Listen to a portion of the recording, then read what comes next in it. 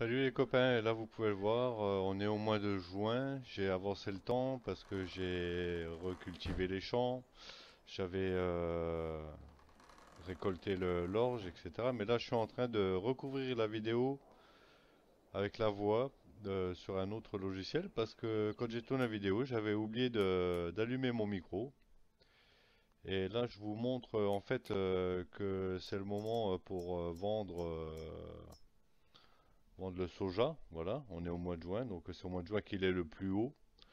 Donc je vais aller le vendre et je vais vous mettre en accéléré tous les trajets pour le magasin. Et malheureusement, toute la vidéo, ben, il va falloir que je vous fasse le commentaire un peu de ce qui se passe parce que j'avais oublié ce fameux micro. Donc là, je vais vider le grain euh, qui me servait à donner à manger aux poules pour pouvoir libérer la benne pour faire les transports du soja.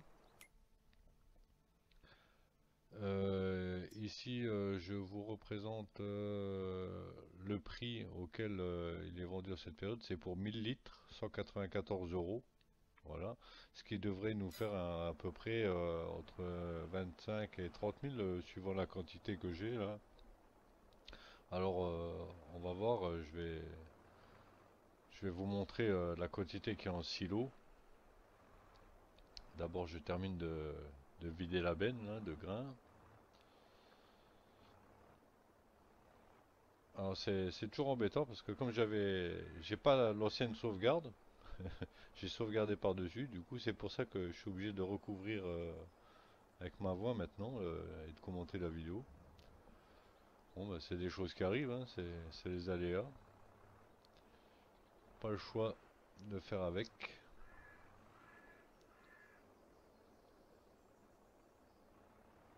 Alors là je pense que je suis en train de manœuvrer, oui je suis en train de manœuvrer pour charger justement le soja que je vais aller vendre.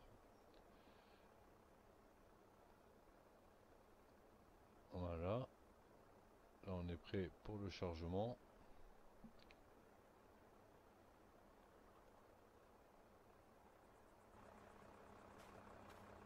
Voilà, là je descends, je vais vous afficher ce qu'il y a dans le silo. Alors voilà, on a 18 000 litres de soja, 17 000 de colza et 8 000 de blé et l'orge. Le blé et l'orge je garde pour nourrir les poules, ça va pas être vendu. Voilà. Le colza, il est pas à la bonne période pour être vendu, mais ça vous allez le voir. Je vais en faire l'erreur un peu plus loin, je vais vous l'expliquer. Mais là, en tout cas, on va passer sur l'accéléré pour faire tous les transports de vente du soja. Donc, on voit ça et on se reparle après.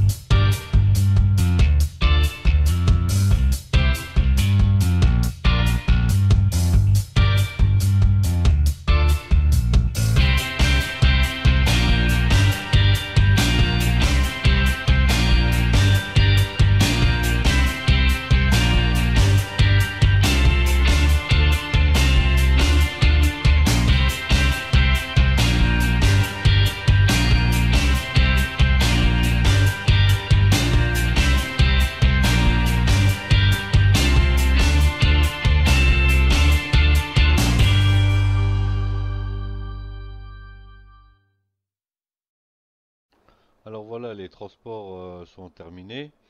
Vous avez pu voir que le dernier transport, c'était une cargaison de colza. Bon, c'est pas grave parce que ça me met à 20 000 de rente là pour faire le remboursement du prêt. Mais je me suis planté parce que c'est pas du tout la période pour le colza. Le colza, c'est ce que je vous montre là. En fait, c'est en novembre qu'il faut le vendre. Et là, je suis au plus bas. On est au mois de juin, donc je suis vraiment au plus bas. J'ai perdu pas mal d'argent là. Bon, ben tant pis, c'est fait. Ça m'a permis d'avoir les 20 000 que j'espérais avoir pour rembourser rembourser le prêt, mais c'est pour ça que tout à l'heure je vous disais que j'en avais à peu près pour 25-30 000 avec les récolte parce que je comptais le colza avec, mais là j'ai arrêté tout de suite. Quand j'ai vu combien que j'ai ramassé à la première vente, j'ai arrêté tout de suite de le vendre. Donc on le vendra au mois de décembre quand il sera au cours le plus haut. Et puis là, bah, du coup, avec les 20 000, je vais rembourser une partie du prêt. On était à 180 000 qui restait à rembourser. Là, je vais donner 20 000. Du coup, ben voilà, il nous reste 160 000 et je trouve que c'est déjà pas mal. On a remboursé quand même depuis le début 40 000 euros du prêt. Bon, ben, c'est pas mal. Je trouve qu'on est sur un bon rythme. En tout cas, moi, ça me convient bien, hein, juste avec les ventes de céréales. Il nous reste 58 000 qu'on a eu avec les générateurs et puis les serres là. Bon, c'est bien. Bon, entre l'investissement d'un côté et le remboursement de l'autre, je trouve qu'on a un bon équilibre là, que ça se passe pas trop mal quoi, hein. Alors bon, je rigole un peu parce que je sais plus tout ce que je vous ai raconté pendant la vidéo. Donc j'essaie de vous commenter comme je peux.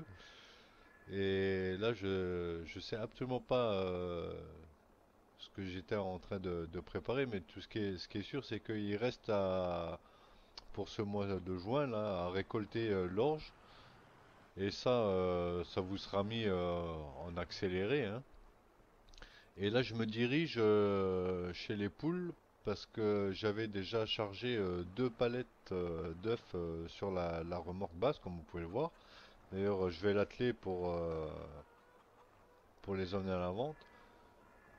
Alors pourquoi je pars déjà avec les deux palettes là? Bah, parce que avec les bugs de chargement, comme on a déjà pu le voir, bon, c'est pas la peine que j'attende pour espérer remplir la remorque. Ça va me prendre un temps fou avec le bug si je l'ai encore une fois ou quoi, machin. Donc voilà, j'ai eu deux palettes, j'en ai eu trois, j'aurais gardé les trois, mais voilà, ce qui a été récolté pour la saison, je l'emmène parce que c'est pas la peine de se confronter aux bugs.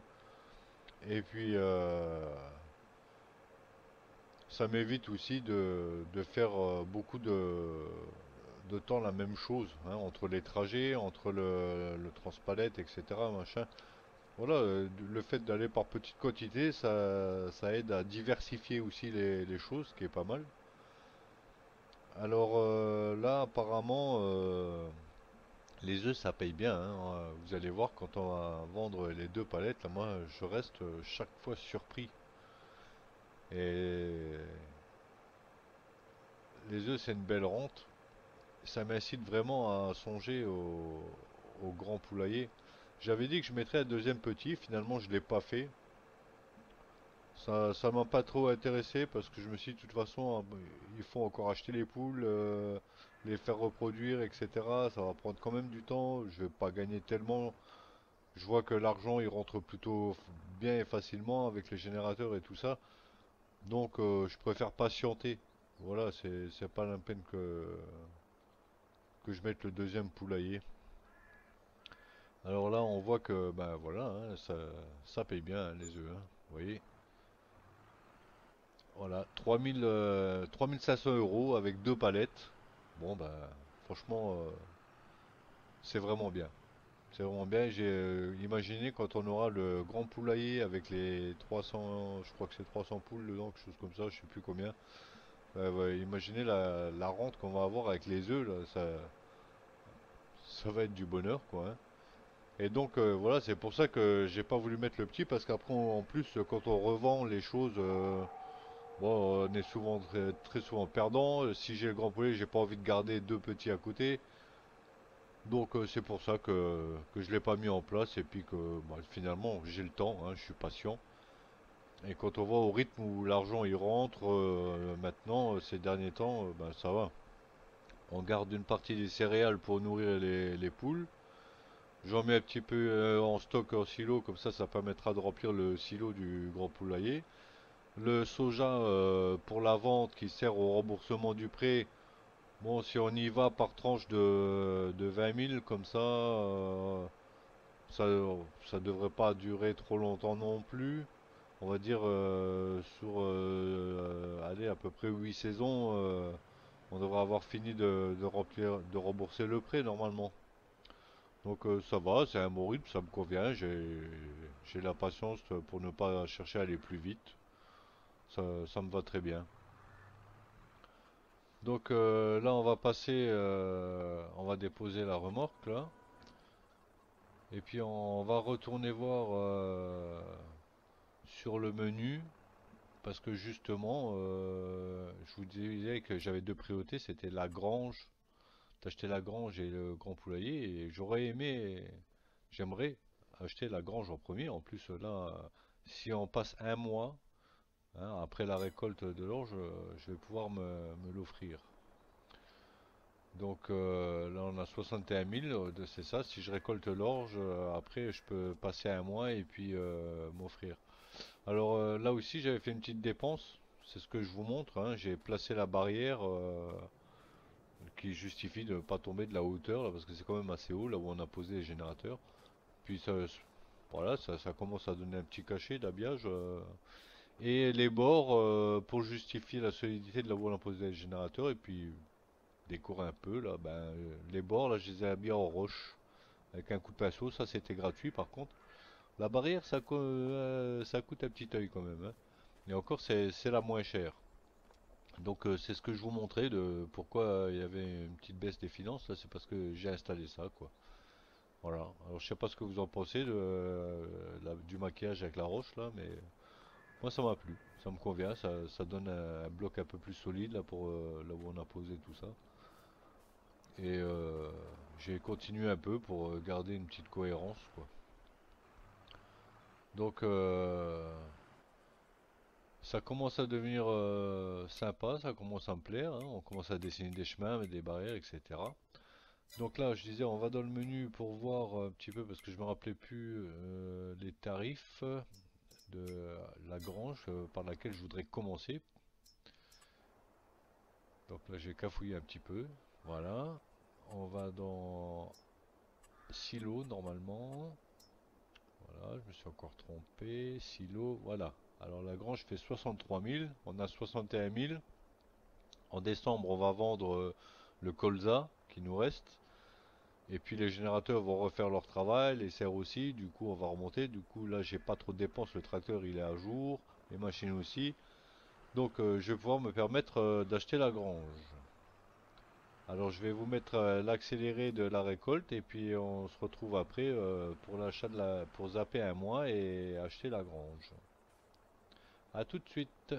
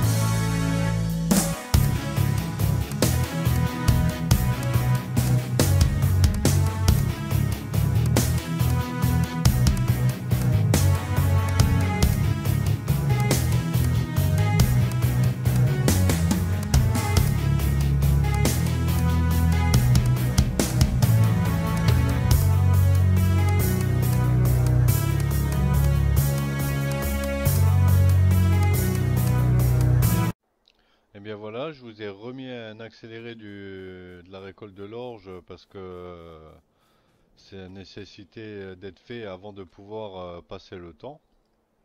Donc là, je vous remontre l'état du silo. Donc avec la récolte qu'on vient de faire, on est à 8600 d'orge. On a toujours nos 13 000 de colza et puis les 6 000 de blé. Donc le blé, je vais l'utiliser en premier pour nourrir les poules et puis on garde l'orge pour le grand poulailler pour pouvoir remplir le silo qui va avec.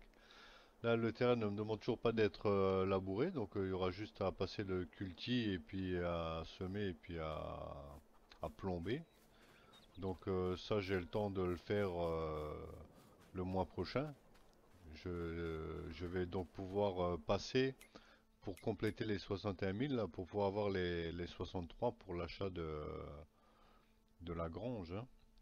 Donc c'est ce que je montre, c'est que il me reste jusqu'au mois d'août là pour tranquillement faire le travail du champ, puisque ça sera replanté en septembre seulement, et c'est puis en octobre on récolte le soja. Donc je serai occupé de août à novembre, quoi, en gros, hein, pour le travail des champs et puis la nouvelle semis, quoi. Donc ça me permet, comme on est en juin, d'avancer jusqu'au mois d'août, là. Ce qui va pouvoir remonter un petit peu les finances pour pouvoir acheter la grange, justement. Donc là, c'est ce que je m'apprête à faire, justement. Alors, je sais pas si vous avez entendu, mais j'ai l'impression qu'on entend le brame du cerf assez régulièrement quand même. C'est assez marrant, ça me fait rire. Donc voilà. Alors bah, c'est l'été, donc on se lève tôt, hein, 6 heures, ça va. En même temps, pour un cultivateur, 6 heures, c'est pas trop tôt, hein. J'en connais qui se lèvent beaucoup plus tôt que ça, hein. Quand il faut s'occuper des bêtes et tout, je connais beaucoup qui se lèvent plutôt entre 4 et 5 heures que vers 6 heures, hein. Voilà, donc on a passé le premier mois, on est au mois de juillet, on est déjà monté à 65 000. On repasse encore un mois pour aller jusqu'à août. Et on constate quand même que...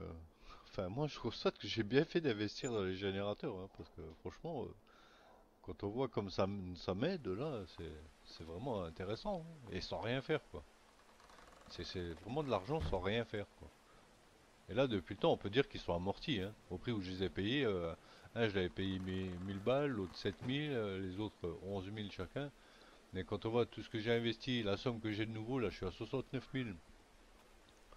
Ouais, on peut dire que j'ai bien fait de les prendre, hein. Ça reste intéressant, les générateurs, hein. Il y en a qui aiment pas trop, mais moi, je trouve ça intéressant.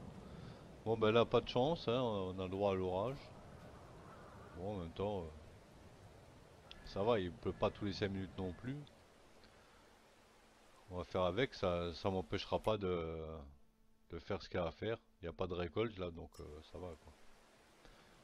Donc là, on va regarder pour acheter la grange, hein, justement.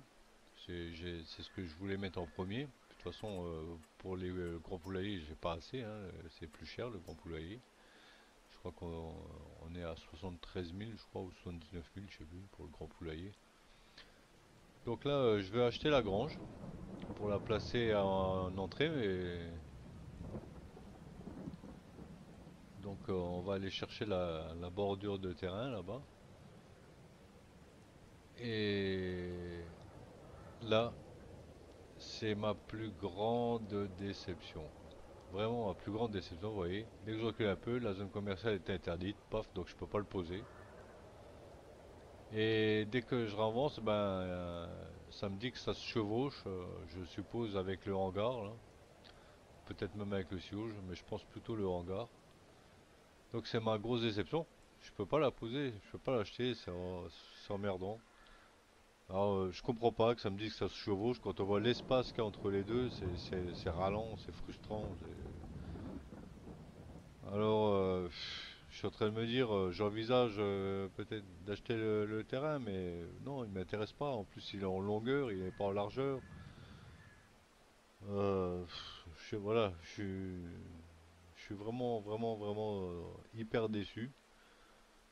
Donc moi je vois qu'une seule chose à faire si je veux maintenir mon idée, parce que vous voyez le petit Porsche qu'il y a là, moi je trouve ça super intéressant pour l'utiliser comme entrée, quoi, pour arriver sur le terrain de la ferme. Vraiment, moi ça me botte ce truc, quoi. En plus je vois bien le petit habillage à côté, autour là, ouais, franchement je suis trop déçu de pas pouvoir le mettre. Donc du coup la seule solution qui s'offre à moi éventuellement, c'est soit de décaler juste un petit peu le hangar, ou soit éventuellement de le déplacer complètement, quoi, hein. Et là, je m'attendais pas à ce que la limite de terrain soit aussi proche, quoi, en fait, hein. Bon, c'est un peu ma faute, j'ai pas vérifié au moment où j'ai placé le hangar. J'aurais dû être un peu plus vigilant là-dessus, mais c'est pas facile non plus de penser à tous les détails, quoi. Fallait-il encore savoir ce qu'on allait avoir l'intention de faire par la suite. Vous voyez là, c'est ce que je disais, j'envisage, pardon, excusez-moi, de regarder pour l'achat du terrain, mais non, non, c'est pas intéressant. Il est tout en longueur, si encore il avait été en largeur, peut-être j'aurais pu l'envisager, mais non. Du coup, voilà, c'est pas intéressant. Vous voyez la longueur où c'est que ça m'emmène, non, ça m'intéresse pas. Si je dois commencer par acheter un terrain, je pense que ça serait plutôt à gauche ou à droite de celui que j'ai déjà, quoi. Celui-là m'intéresse pas. Donc, ben voilà, hein, je laisse tomber l'achat de la grange. Et du coup, comme je mets ça de côté, il va falloir envisager de déplacer les choses, etc. Machin. Je vais pas faire ça dans la précipitation. Je vais y réfléchir, faire ça posément. Du coup, je pense que en avançant dans le travail des champs, etc. Là, je vais encore augmenter les rentes là, et il se pourrait bien que j'inverse les choses, que je commence par le grand poulailler plutôt que par la grange. C'est ça, ou alors me vient vite l'idée du remplacement de tout ça. Je sais pas vraiment vous dire ce que je vais faire. On découvrira ça au prochain épisode. Et puis ben pour cet épisode-là, je crois qu'on va rester là-dessus, hein.